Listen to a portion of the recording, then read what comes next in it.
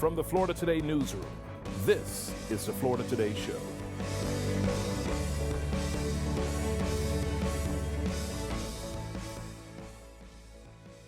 Coming from both the county and state level, Brevard Public Schools are dealing with some pretty serious issues, and today we're looking at two of them.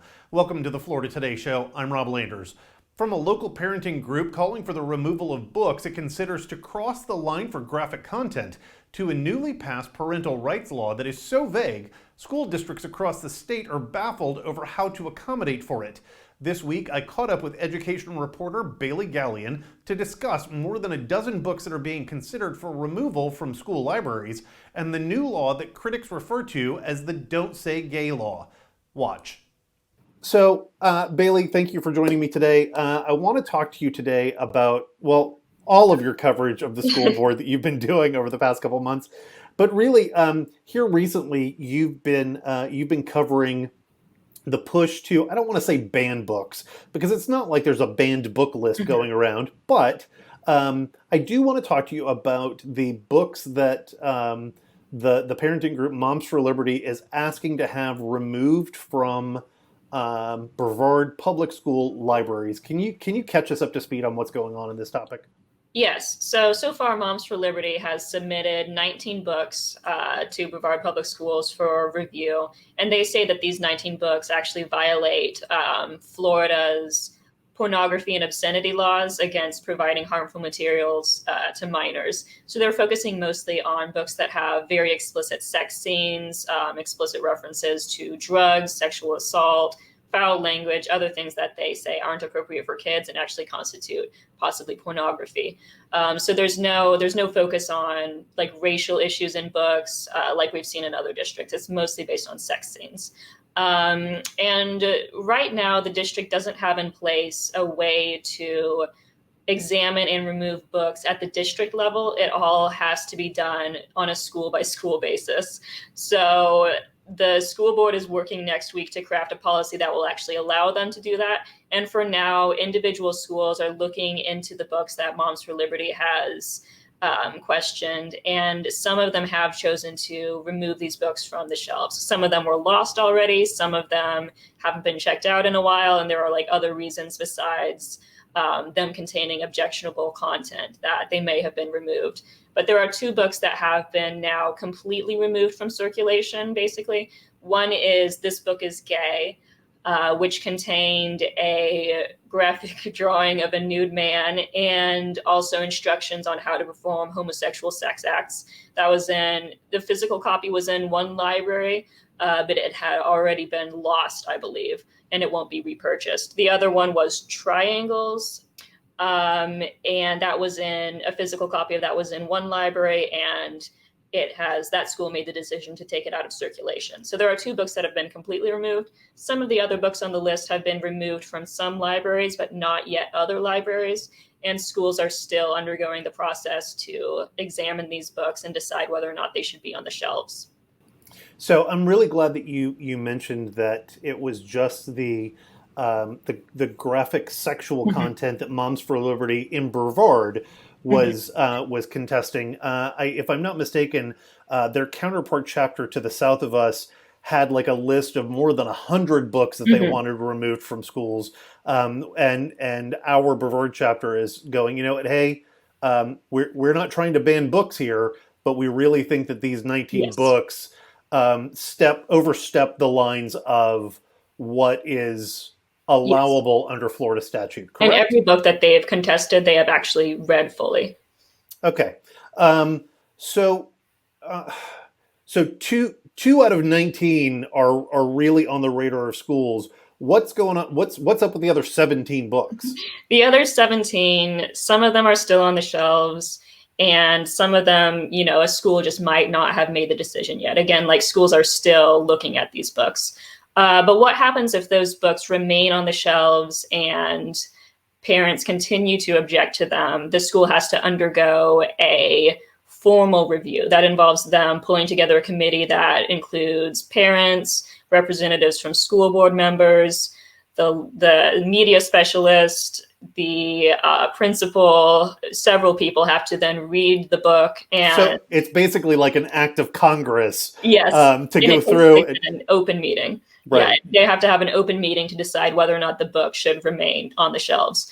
And right now that has to happen at each individual school. So the school board next week will form a process to have a similar committee at the district level that can just look at the book across the entire district. Well, right. So I was going to say, so if Cocoa High School deems that Triangles is not an appropriate book to have in their school library, why wouldn't that then be the precedent for the district to go to call Titusville High School and Astronaut High School and Mel High and Space Coast and every other high school in the district and go, hey, if you have this book on your library shelves, we need you to go ahead and pull it.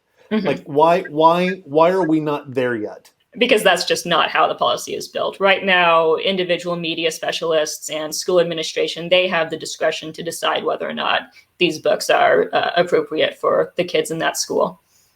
Okay, but wouldn't the school board actually have the ability to say, if you have these books on your shelves, pull them? Not right now. That's what they're working on. Okay, so the school district is not yet at a point where they can pull. Okay. All right, because I know that there's contention on the school district on the school board over whether these books are okay or not, and I know it got heated at one of the last meetings between Jennifer Jenkins and Katie Campbell, and I know that I know Katie personally, I know Katie's kids, I know Katie's husband. I went to college with her husband, and I know where her thinking is and why she's thinking that way. And literally, if these books are as graphic as we've even said they are, then I can understand why she wants to at least have parents know what their kids are getting into. Yes.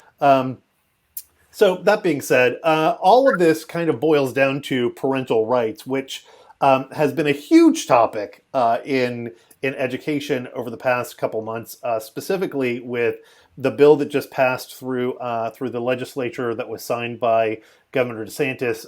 Some of the opponents of this bill call it the Don't Say Gay bill, which Governor DeSantis does not like at all, as we have seen from some of the media clips that's been out there. How are schools preparing for this legislation to be rolled out next year? So it goes into effect on July 1st. So there's still a little bit of time for schools to figure out how they're going to handle this.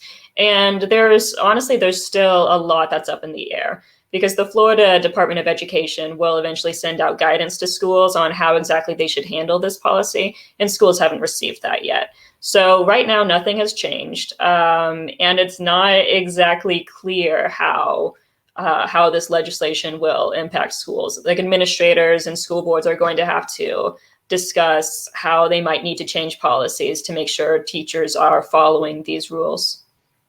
So, okay, so I'm glad that you said it that way, because there's a lot. Am I wrong in saying there's a lot to be left to the interpretation of the language in this bill, correct? Absolutely. Okay. So I mean, the language basically says you can't instruct on sexual identity and gender identity. Sexual orientation and gender identity. Sexual orientation and gender identity. Okay, so that basically means that I mean, as a K through third grade teacher, because those are the grades that are specific outlined, you couldn't technically talk about whether you had a mom or a dad as a female or male figure in your house. You couldn't talk about having a brother or a sister who are a male and female figure in your house, because that falls under gender identity, right? Yeah, that's something that schools are going to have to figure out. Some people might say that the law needs to be interpreted that strictly, but otherwise we're not really sure if, saying that so-and-so has two moms is a discussion about sexual orientation, or if that's just a discussion about their family. We don't know whether it's going to be okay to have like gay pride symbols in like a second grade classroom. Like that's not even clear yet. Okay, so not only are we talking about K through third grades, but the bill itself leaves itself open to modify instruction on sexual orientation and gender identity through 12th grade, correct?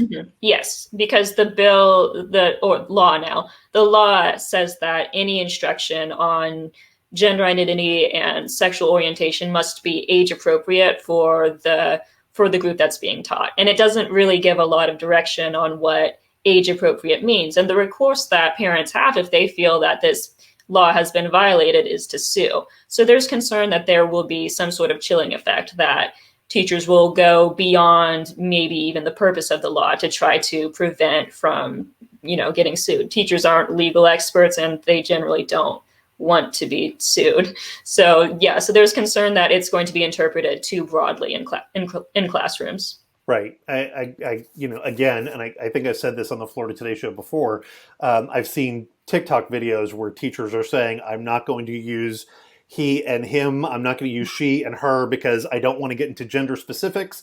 And again, I shouldn't be getting my news from TikTok or any information from TikTok. But it's that information that really kind of opened my eyes to how ludicrous this could be next year, and how concerned teachers might be over getting sued for teaching gender identity, which is, whether you are non-binary or you're gender fluid or you're male or you're female, any one of those topics is instruction on gender identity. Mm-hmm. Because the bill doesn't specifically say transgender and homosexual. It just says gender identity and sexual orientation.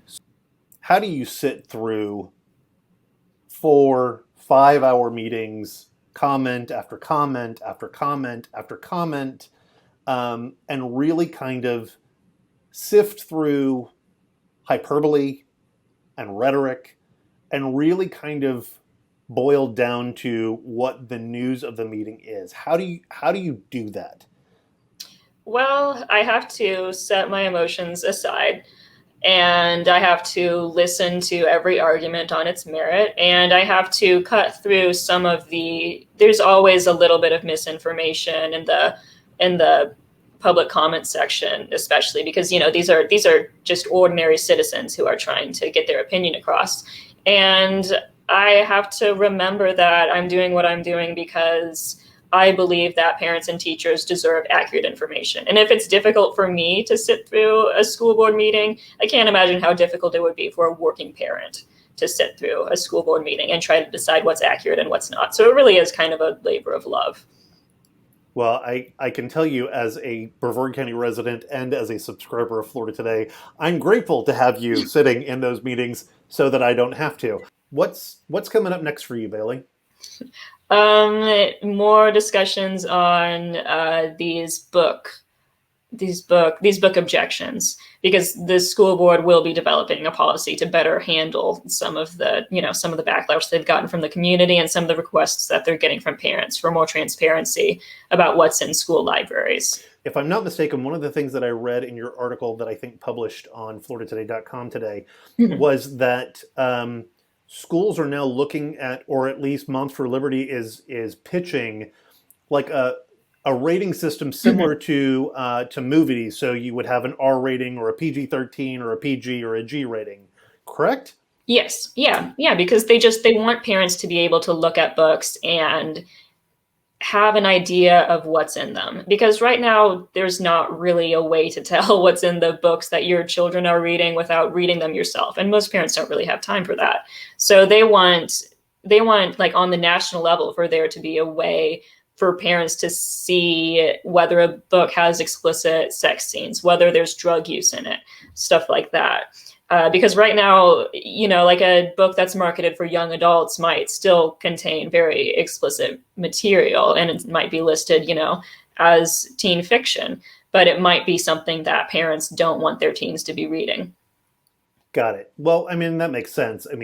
We have ratings on movies, we have ratings on video games, we have ratings on television shows.